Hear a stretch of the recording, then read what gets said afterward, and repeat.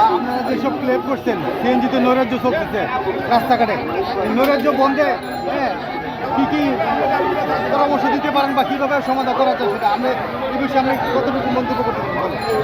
আমি বর্তমান ডক্টর মোহাম্মদ ইউনূস সরকারকে বলবো, যদি এই সিএনজি সেক্টরের এই নৈরাজ্য যদি বন্ধ করতে হয়, একটা জিনিস দেখেন, 2002 সালে 36,000 ভ্যালি ট্যাক্সি উচ্ছেদ করে মাত্র 13,500 সিএনজি ঢাকাতে প্রদান করা হয়। তৎকালীন সরকার পরবর্তীতে আরও 5,000 সিএনজি আমাদের ড্রাইভারদের নামে বরাদ্দ করছে, কিন্তু সেই সিএনজিগুলো আমরা আজও পর্যন্ত পাই নাই। 2002 সাল 13,000 সিএনজি ছিল, এখন 2025 সাল। ঢাকা মহানগর বৃদ্ধি হয়েছে, ঢাকা শহরের রাস্তাঘাট বাড়ছে, ঢাকা শহরের জনগণ বাড়ছে, কিন্তু ঢাকাতে একটা সিএনজিও বাড়ে নাই। যদি এই সিএনজি সেক্টরের নৈরাজ্য বন্ধ করতে হয়, আমি বর্তমান ডক্টর মোহাম্মদ ইউনূস সরকারকে বলবো এবং শ্রমিক উপদেষ্টাদেরকে বলবো, বর্তমানে শ্রমিকের আরও গাড়ির দরকার। যদি আরও 5,000 গাড়ি আমাদেরকে দেয়, যে গাড়িগুলো দেওয়ার কথা, এই গাড়িগুলো যদি দেয়, তাহলে সাধারণ যাত্রীরা কম টাকায় যাইতে পারবো, তাহলে এই সিএনজি সেক্টরের নৈরাজ্য বন্ধ হয়ে যাবে। দেখেন, একটা জায়গায় একটা স্ট্যান্ডে যে দাঁড়াইবেন, যে যাত্রীরা আছে, যে জায়গায় যদি একটা সিএনজি থাকে, যাত্রী যদি 5টা থাকে, তাহলে আমরা ড্রাইভাররা যদি 500 ভাড়া কয়, তাহলে যাত্রী যাইতে বাধ্য। কারণ কি? গাড়ি নাই, গাড়ির সংকট। এখন এই গাড়ির সংকট থাকার কারণে ঢাকা মহানগরে ড্রাইভার আছে প্রায় 70,000, গাড়ি আছে 13,500।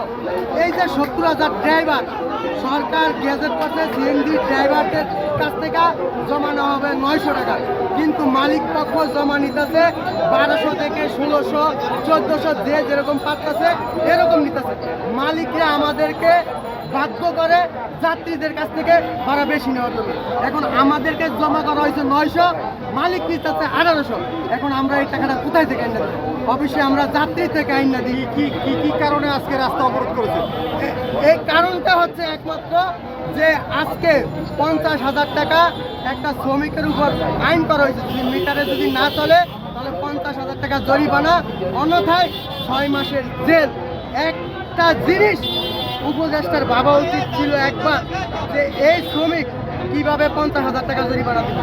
এই 50,000 টাকা ড্রাইভারের জরিমানা না কইরা যদি মালিকদের জরিমানা করত, যে মালিকরা যদি ড্রাইভারের কাছ থেকে সরকারি গ্যাজেটের চাইতে বেশি জমা নেয়, তাহলে মালিকের রোড পারমিট বাতিল করা হবে।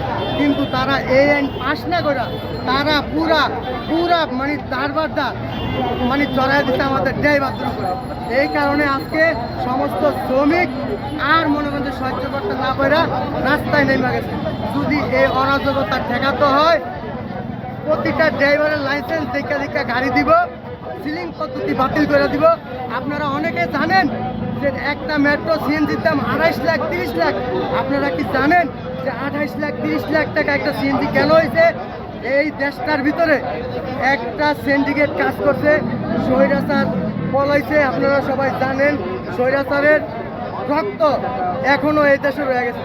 আমরা বৈষম্য বিরোধী আন্দোলন করছি যে এই দেশে কোনো দুর্নীতিবাজ থাকবো না, কোনো চাঁদাবাজ থাকবো না। আমাদের শ্রমিকের রক্তের উপর দিয়া উপদেষ্টারা বসে রয়েছে, কিন্তু উপদেষ্টারাই আজকে আমার মনে হয় ওনারাই এই দুর্নীতি চালাইতেছে। ওনারা যদি এই দুর্নীতি যদি না চালাইতো, তাহলে একটা মেট্রো সিএনজির দাম কাগজ কলমে 5 লক্ষ টাকা, কেন আজকে 28 লক্ষ টাকা? আপনারা জানেন একটা সিলিং পদ্ধতি তৈরি করা হয়েছে।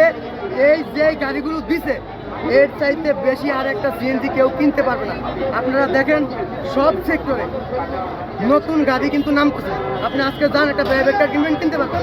আপনি একটা হুন্ডা কিনতে যান, কিনতে পারবেন। আপনি যে কোনো গাড়ি রেজিস্ট্রেশন যান পাবেন, কিন্তু একটা সিএনজি কেউ কিনতে পারবে না, যত টাকার মালিক হয়। কী করছে জানেন? বিআরটির ভিতরে একটা সিলিং পদ্ধতি তৈরি করছে, যাতে কোনো শ্রমিক একটা গাড়ি না কিনতে পারে।